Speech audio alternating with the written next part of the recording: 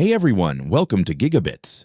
In this video, we're taking a detailed look at Clickworker, a long-running micro-tasking platform that pays people for completing small online jobs. These tasks range from data entry, content writing, and surveys to categorization and AI training work. Clickworker has been around for years and remains a reliable option in 2025. But the real question is, how much money can you actually make?